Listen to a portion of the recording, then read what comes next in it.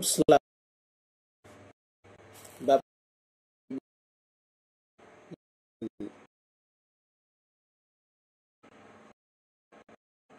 di yang kedua pada bulan tahun 2025 ada pesan Tuhan. Shalom, selamat pagi Bapak Ibu Saudara yang terkasih di dalam Tuhan. Di hari yang kedua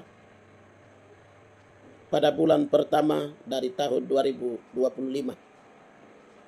ada satu pesan Tuhan yang datang kepada kita pada pagi hari ini. Demikian bunyi kebenaran firman Tuhan.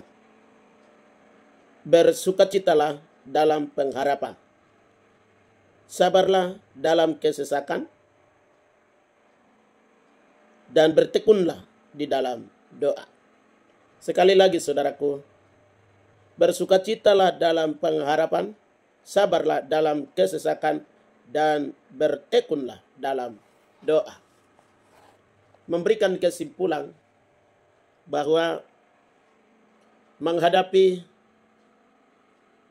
hari-hari, minggu berganti minggu, bulan berganti bulan, dan tahun berganti tahun, sebagai orang yang percaya kepada Tuhan, kita diminta untuk bersabar menghadapi setiap kesesakan. Mengapa? Kita tahu bahwa segala sesuatu yang kita hadapi di tahun 2025, mulai dari hari-hari awal sampai kepada hari-hari terakhir di tahun 2025. Kehidupan orang percaya ada di bawah kekuasaan Tuhan. Kehidupan orang percaya ada di bawah kedaulatan Tuhan. Tuhan berdaulat atas semua yang terjadi. Kedaulatan Tuhan itu akan menyatakan di atas bumi ini bersama orang-orang percaya, bersama orang-orang yang memiliki kemampuan bersabar menghadapi setiap kesesakan itu. Karena itu, kita sebagai orang percaya diminta untuk menghadapi setiap kesesakan itu dengan penuh kesabaran. Saudara yang terkasih di dalam Tuhan,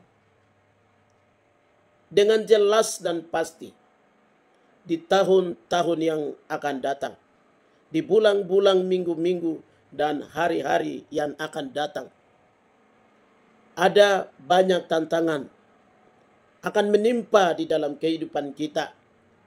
Datang melalui penderitaan, datang melalui kekurangan dan keterbatasan, datang melalui beban-beban hidup, datang melalui masalah-masalah, datang juga melalui berbagai macam berkat yang kita terima.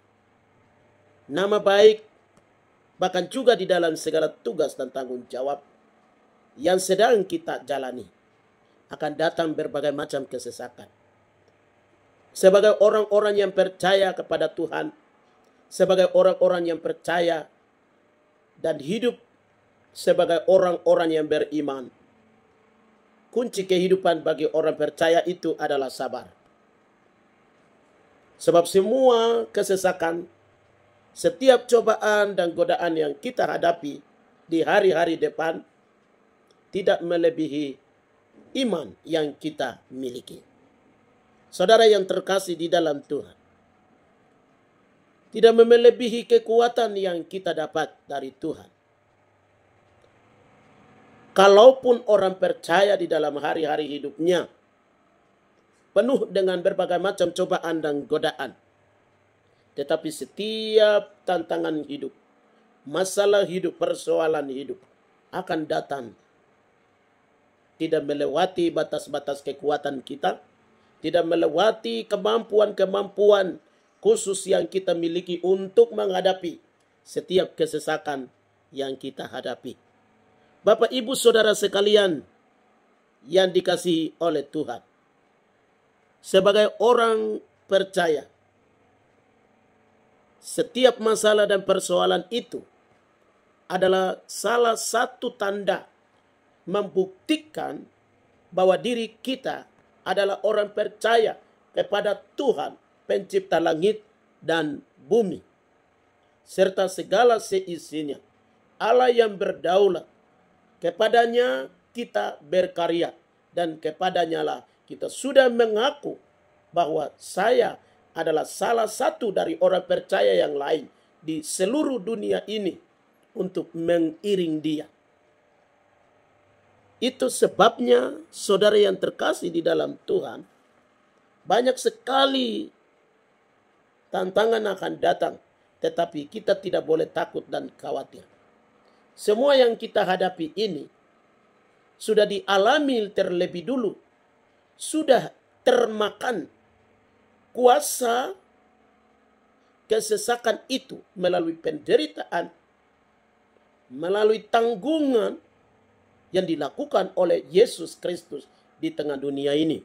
Yesus menderita, anak-anak yang mengiring dia, mengikuti dia, para hamba-hambanya, seluruh keluarganya pasti menghadapinya. Duka akan datang, penderitaan akan datang, beban akan datang, permasalahan akan datang, kebutuhan ini, kebutuhan itu. Kehidupan anak-anak, kehidupan orang-orang tua akan menjadi satu beban yang dapat kita pikul di dalam hari-hari hidup kita yang kita jalani ini.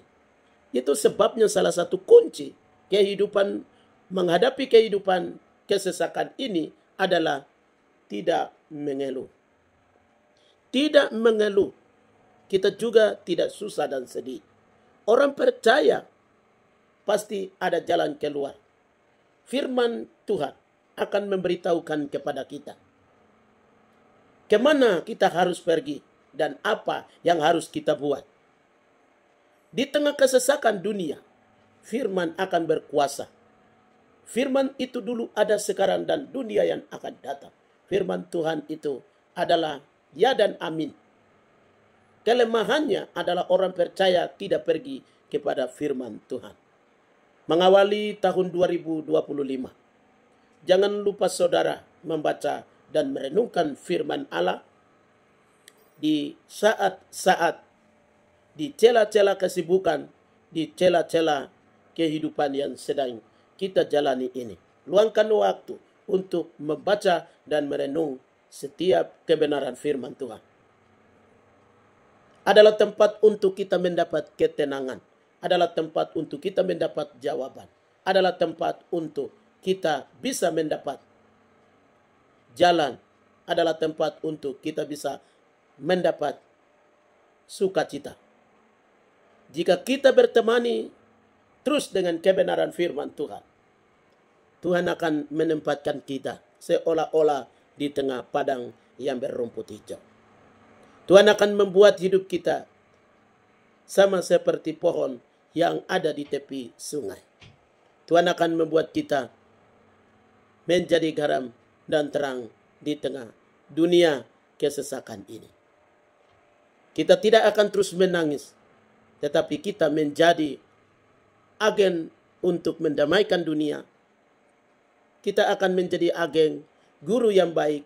Kita akan menjadi surat Kristus yang memiliki kemampuan untuk memberikan pengalaman-pengalaman, memberikan pemahaman-pemahaman, memberikan keteladanan-keteladanan di dalam hidup ini.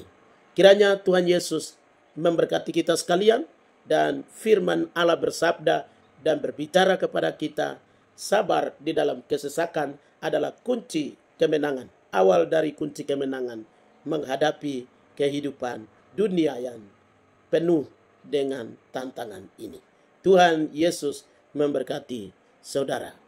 Di dalam nama Yesus, hamba mengucap syukur kebenaran firman Allah yang Tuhan berikan kepada hamba-Mu dan para pendengar melalui video ini. Kiranya kami bersama-sama memberkati kebenaran firman Tuhan ini agar menghadapi setiap kesesakan, persoalan dan masalah himpitan kehidupan ini dengan mendasari kesabaran itu. Kalau kami sabar, kami memiliki kemampuan melihat tanda heran yang satu kepada tanda heran yang lain, berkat yang satu diantar kepada berkat yang lain. Kiranya Tuhan memberkati kami dengan berkat firman Allah pada pagi hari ini. Dalam nama Tuhan Yesus Kristus, jurumudi bagi kami, kepadamu sudah kami berdoa. Amin. Tuhan Yesus memberkati. Salam.